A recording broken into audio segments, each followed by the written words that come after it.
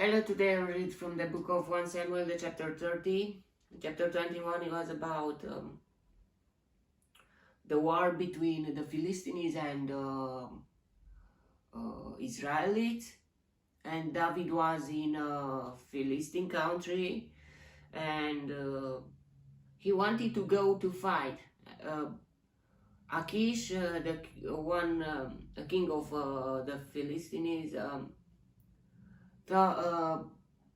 trusted in him, and he wanted to that David to join the war, because he was a warrior, and he with his 600 men would make a difference. But other captains of the Philistines didn't trust in David, and thought that changed. Didn't trust in David because he was an Israeli, and that changed the things, and Achish couldn't bat him to join the war, and David, I don't know why he wanted that. I don't know what he wanted, to kill the Philistines, or I don't think so, if he wanted to kill the Israelis. So it was very weird, and yeah. Now let's see what's happening in the chapter 30. David and his men reached Ziklag on the third day. Now the Amalekites had raided the Negev and Ziklag. They had attacked Ziklag and burned it, and had taken captive the women and all who were in it, both young and old. They killed none of them, but carried them off as they went on their way. Very interesting. Maybe they were in a rush, but still God was there. God didn't let them to kill any of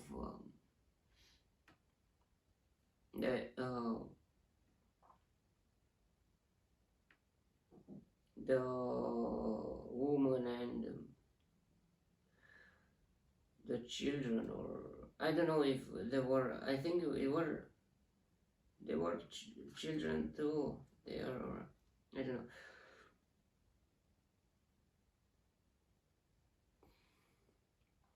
When David and his men came to Ziklag, they found it destroyed by fire, and their wives and sons and daughters taken captive.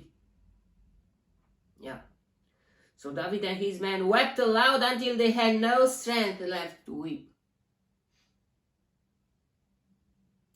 Emotional fight can consume you, maybe more than a physical fight, and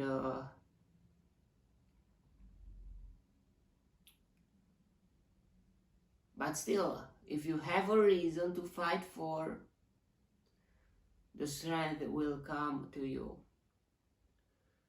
because it's about emotional, it's about the power of mind. I mean, the mind can control your body, and if you think something like, if you believe in yourself, it's not about theory, it's about what the body are reacting. And I mean, some things are like, I believe, are not just by words. I believe or I don't, but the body reacts. And if you really believe something, the body reacts. If you really don't believe, the body reacts. It's very interesting. And you can change that, but it's not so easy. I mean, yeah.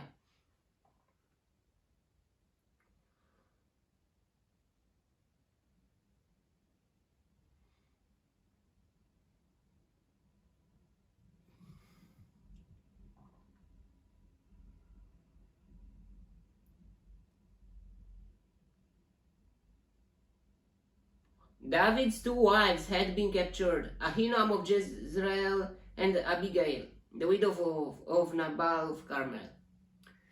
Yeah, the polygamy is not so okay, but no.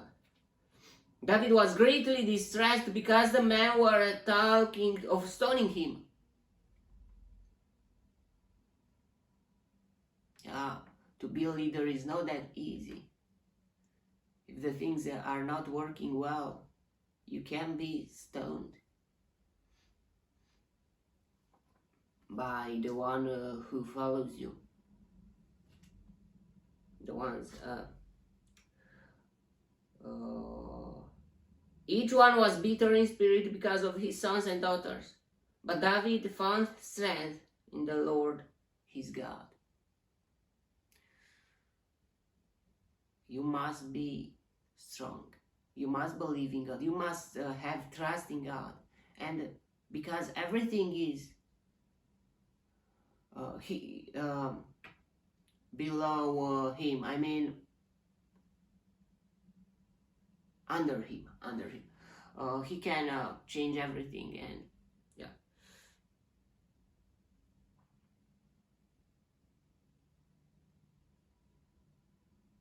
It's a very, in a critical moments, it's very important to have someone to rely to lay on, or how can I say, to support, lay on, I think is better, and that is God. That should be God, because God is never make you disappoint you. But still, he have his own way of working, or and he's thinking. He includes your formation of character, or formation, your development, or Then David said to Abiathar the priest, the son of Ahimelech, "Bring me the ephod." Abiathar brought it to him. And David inquired of the Lord. They had an ephod. We must have something, or some ways to contact with God, and that He can respond to us. That is a very important thing. And I didn't found that yet. I mean, there are some prophets or other things, but they are, I don't know,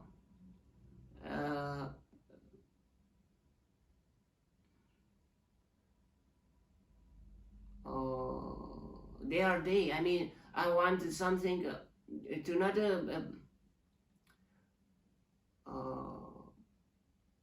I mean, in my life, in personal me with God. I mean, I don't have always a prophet beside me or something like that. And even if I must have my personal relationship with God, and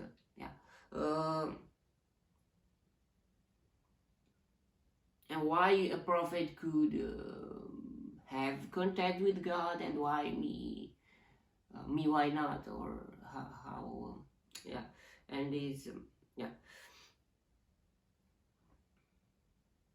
Abiathar brought it to him, and David inquired of the Lord, "Shall I pursue this raiding party?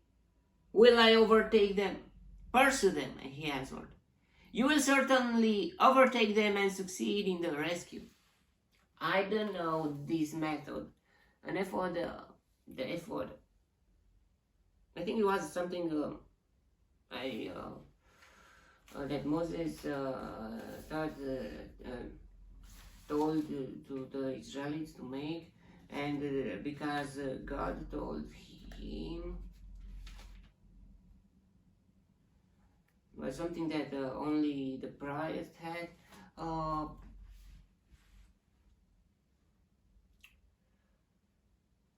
David and the 600 men with him came to the Besor ravine, when some stayed behind. For 200 men were too exhausted to cross the ravine. Wow. Yeah. The emotional fight can pat you down, but still can can make you can lose your energy, but still they should have uh, the strength to fight for their women and their children.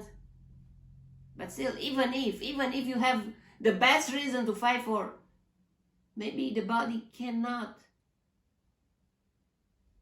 do it anymore. You are not we are not supernatural, and even if maybe there are some with a very good motivation, maybe you can take the tiredness too, but still, I don't know. Sometimes you're too exhausted, and even if you have other reasons to fight for, maybe you will fall asleep or something like that. The body pat you down. Oh, to cross the ravine. But David and 400 men continued the pursuit. They found an Egyptian in a field and brought him to David. They gave him water to drink and food to eat. Part of a cake of pressed figs and 2 cakes of raisins. He ate and was revived. Wow. For he had not eaten any food or drunk any water for 3 days and 3 nights. Wow, wow, wow, wow, wow. David asked him, "To whom do you belong and where do you come from?" He said, "I am an Egyptian, the slave of an Amalekite. My master abandoned me when I became ill 3 days ago. We raided the Negev of the Kerethites and the territory belonging to Judah and the Negev of Caleb, and we burned Ziklag." David asked him, "Can you lead me down to this raiding party?" He answered, "Swear to me before God that you will not kill me or hand me over to my master, and I will take you down to them." He led David down, and there they were scattered over the countryside, eating, drinking, and reveling because of the great amount of plunder they had taken from the land of the Philistines and from Judah. David fought them from dusk until the evening of the next day, and none of them got away, except 400 young men who rode off on camels and fled. So David with 400 men were fighting, and 400 young men were running from the Amalekites. David recovered everything the Amalekites had taken, including his 2 wives. Nothing was missing, young or old, boy or girl, plunder or anything else they had taken. Wow. It was God. God's hands there. Even if God led them led David to and his men to have this fight in their lives, but still God was there. It was amazing. I mean, they could kill anyone, everyone, but it didn't happen. And they found everything intact, maybe more. I mean, the Amalekites maybe had some things too, and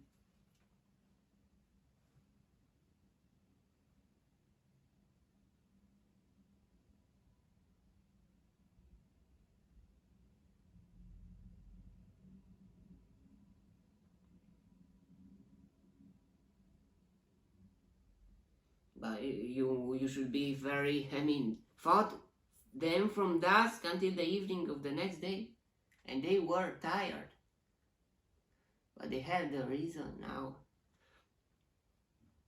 And yeah, maybe there are two kind of people here. One kind of people, when they see emotional fights and they are like put down, and another kind like they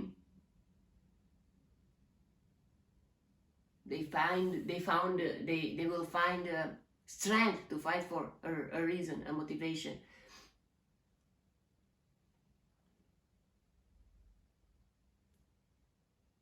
And to overpass even the tiredness and the level of the tiredness.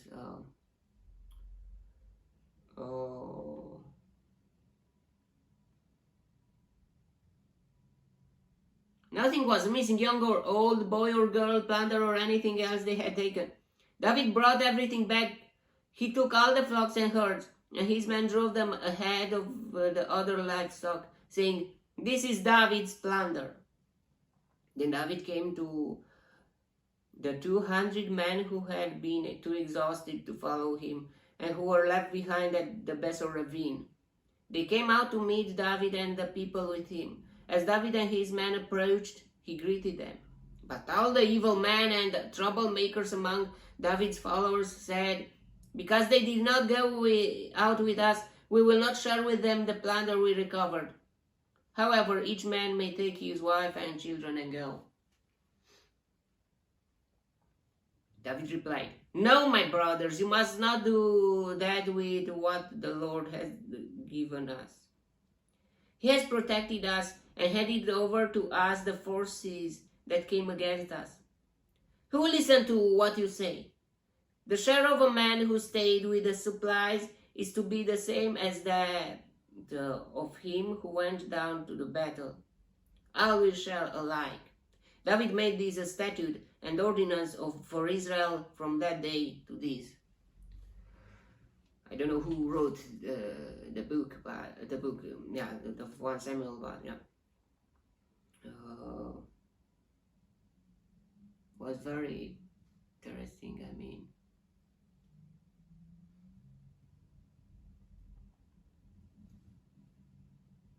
Let's see what's next.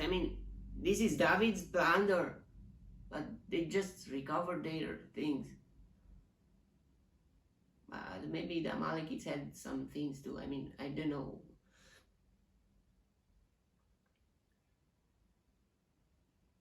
When David arrived in Ziklag, he sent some of the plunder to the elders of Judah.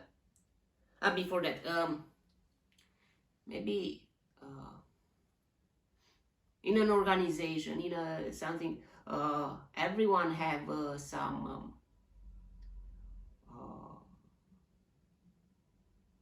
things to do, and you cannot say just because I'm more important than him.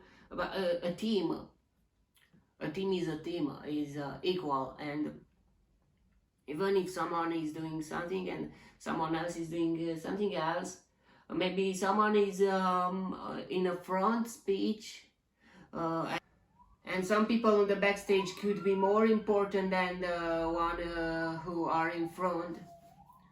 And we should see that. We should appreciate those who are they are anonymous, and we must not just believe.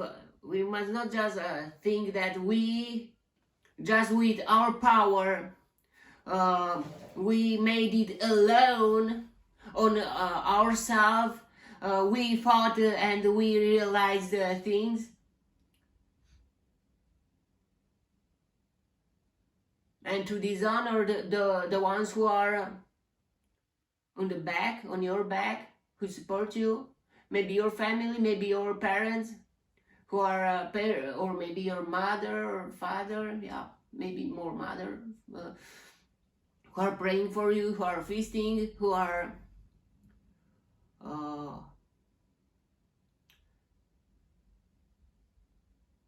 and we must in God's eyes we don't know who is more valuable, more precious. Maybe not always those who are in front, but maybe sometimes those who are in the back. And each person have its role, and we should appreciate in an organization or in a group or something. We should appreciate every activity for everyone, for each of one, because a piece of mechanical things without a piece everything could be broke. I mean, yeah. And yeah, let's continue with when David arrived in Ziklag, he sent some of the plunder to the elders of Judah who were friends, saying, "Here is a present for you from the plunder of the Lord's enemies." Maybe they didn't just recover the things, but I think the Amalekites had some things too. And he sent it to those who were in Bethel, Ramoth, Negev, and Jatir, to those in Arosh, Sifmoth, Eshtemoa, and Rakal, to those in the towns of Jerahmeelites and the Kenites, to those in Hormah, Borashan, Atach, and Hebron, and to those in all the other places where David and his men had roamed. Why that? Because he wanted to keep the relationship with them and with those who knew them, and because he would be the king of Israel, and he really needed the support of everyone, and that's a political thing still.